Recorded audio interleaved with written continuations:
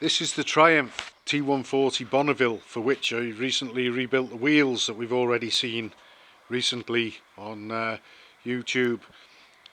And I've been working through it. I've also freed off a seized rear brake master cylinder and sorted out, got the rear brake working, and a few other little bits and pieces dotted around the bike. I had to make up the single section of throttle cable because a strand had gone in that and it was binding, so I've replaced this single part of it where it goes into the splitter box into two, so that's all done. And I thought that I'd probably not be far off seeing if I could get it to start, and the owner provided a new battery, so I put the battery on and I just turned the key on and got nothing, and so I even took the plugs out and kicked it over a couple of times, no sparks. I tried the ignition switch in various different positions and all the other handlebar switches. No horn, no brake lights, nothing at all. And I thought, what's going on here? Obviously I checked the fuse. The fuse is there actually. I've got it out because I don't want the wiring to be live where I'm going next. Now it looks a bit of a rat's nest here, and one wire was off one of the ignition coils. It's got a boyer on it, of course, as lots of them seem to have. But I was just getting nothing at all anywhere, and so I decided that I'd have a look at this, what I believe is a T160 or later Bonneville type ignition switch assembly, and I just undid the screws and lifted the top off it and tipped it over, and I've got my answer.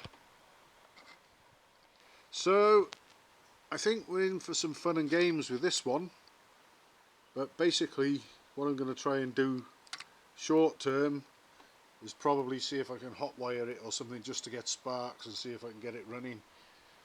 There's nothing showing on the dipstick in the oil tank, or the frame rather. It's oil in the frame, this one, but I know that there's plenty of oil in there because I've dipped a long cable tie in, and I can tell that there's a good bit of oil there. And also, with it having this 2-into-1 exhaust system on it, it sort of gets in the way a little bit.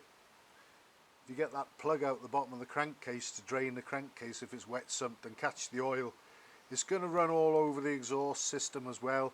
But by dipping it, in fact I dipped it with this big cable tie that you see here, I've satisfied myself that there's plenty of oil in there for starting it up, and as long as I don't rev it hard, I'll just let it run at a fast idle at the most for a while. It'll pump its oil out the crankcase anyway.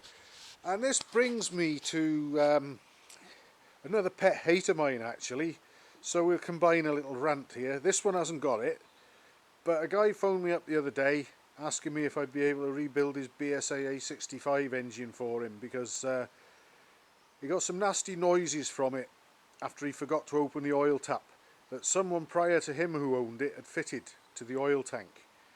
Now, I won't have a tap on any of the oil tanks on any of my machines, and if I bought one that had one, I'd remove it. That's what I think of them, because the worst you're going to get with a wet sumped engine is a bit of smoke, maybe dribbles of oil out the exhaust, quite a lot of smoke maybe. Perhaps you'll even foul the plugs and stop the engine, but you're unlikely to do it any real mechanical harm. I mean, obviously as long as you don't rev the nuts off it as soon as it starts up. Just let it idle quickly and it'll soon pump itself clear, and then hopefully off you can go.